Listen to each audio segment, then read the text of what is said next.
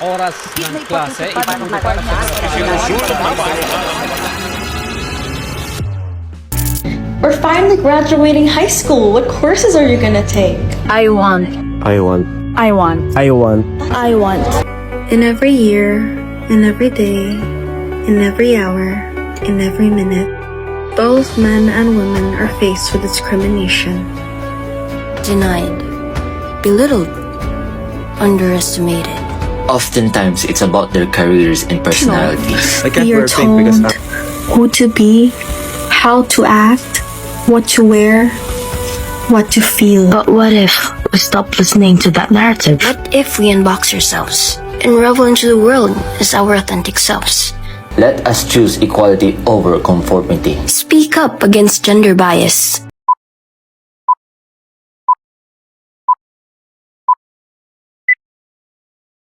Good morning, everyone. Today, we will be discussing our topic about gender and school. In this presentation, we will understand how school influences gender roles, how equality can be promoted, and how discrimination can be prevented. First, let's talk about socialization. What is socialization? Human beings develop through social interaction. This development process acquired through social interaction is called socialization.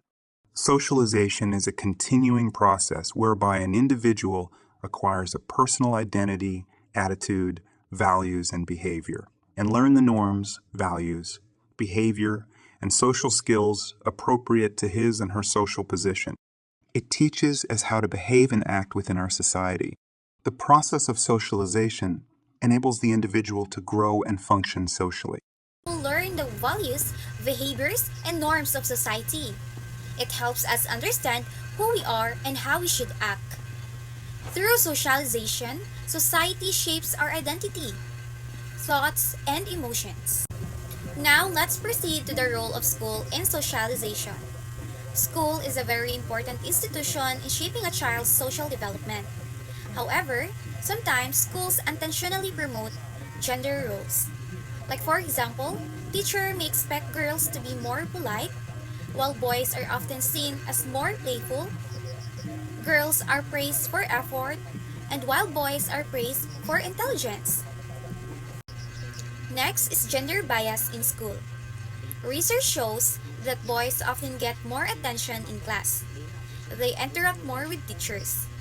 Girls, on the other hand, ask more academic questions. Even if teachers they think are fair, sometimes their actions show differences in treatment. Now, let's proceed to the language and behavior.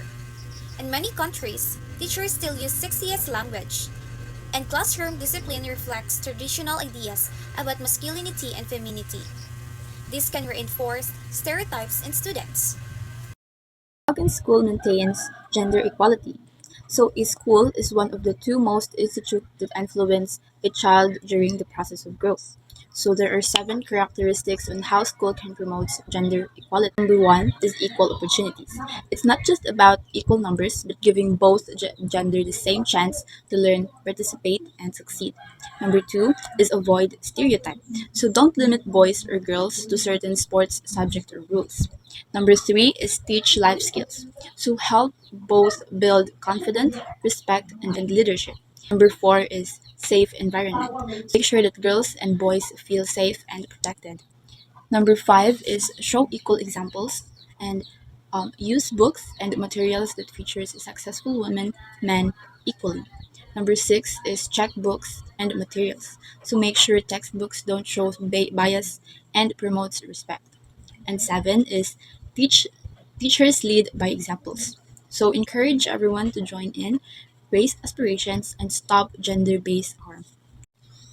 Gender equality through schools. So providing a safe and inclusive learning environment.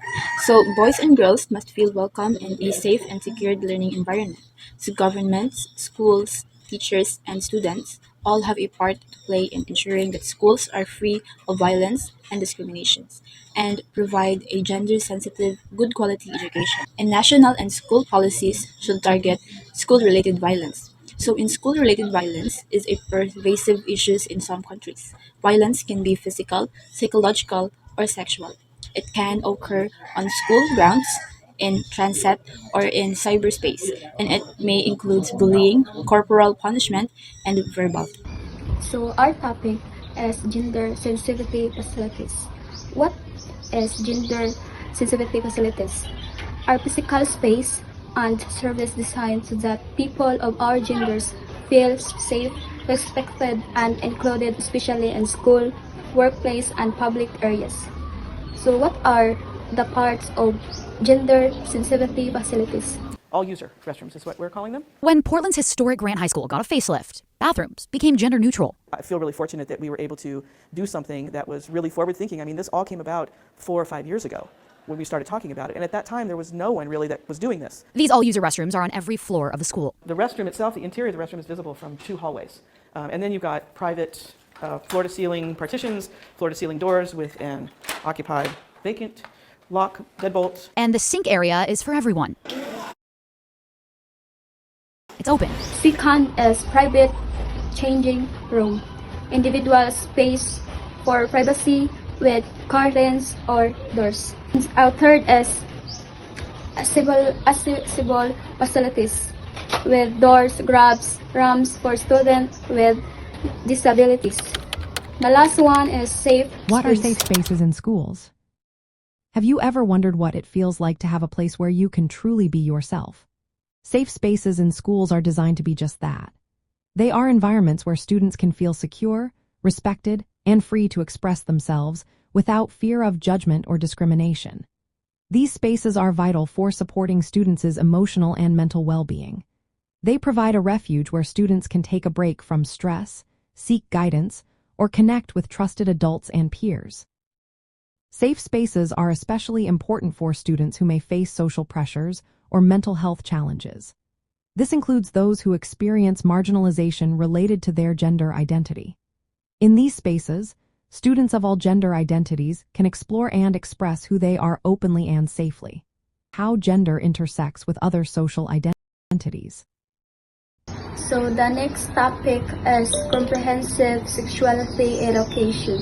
Sexuality education is a structured, age-appropriate approach to teaching about human development, relationships, sexuality, and health.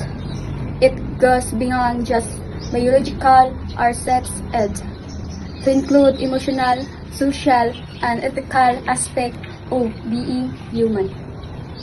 What comprehensive sexuality education covers? Comprehensive sexuality education is designed to give people accurate, complete information and practical life skill. Key areas include: first is human development, puberty, productive autonomy, body change, and identity. Second is relationships, friendship, family, romantic relation, communication, and aspect. Third is personal skills, decision making, boundary setting, and critical thinking. Fourth is sexual behavior, understanding choices, consequence, and responsibility.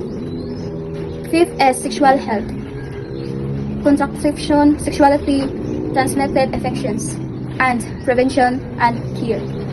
Sixth is consent and rights, understanding personal boundaries, respect, and legal, ethical aspect. The last one is gender and identity, gender roles, equality, and diversity, and sexual orientation health. Hello, today we'll briefly discuss gender issue in textbook and teacher education. So textbooks and gender textbooks now include more about women and gender equality, but progress is still limited. In some cases, women appear in only 37% of images in textbooks, and even as low as 20% in others. They are often shown in traditional roles, and stereotypes are still common. Efforts are being made to review and improve these materials. Teacher education. Teacher also influence students' views. However, not all teachers are trained on gender equality. Studies shows many student teachers lack deeply understanding, and some still holding biased views, even when training is given. It doesn't always change classroom practices right away. Conclusion. Overall, progress has been made, but stronger efforts are needed to achieve true gender equality in education. Thank you. Hello, today we'll talk about the 3 signs of gender discrimination in the classroom. Number 1. Behavioral discrimination, and this happens when teachers treat boys and girls differently. For example, boys often get more attention, are allowed to be louder, and receive more feedback, while girls are expected to be quieter and more obedient. Number 2. Achievement discrimination. This is seen in academics. Boys are more likely to take advanced math and science courses, while girls dominate subjects like language and more biology. These patterns can affect future careers. Number 3. Development discrimination. This happens when teaching methods don't equally support both genders. For example, boys may need more active learning, while girls may be influenced by stereotypes that limit their confidence. K-Facts.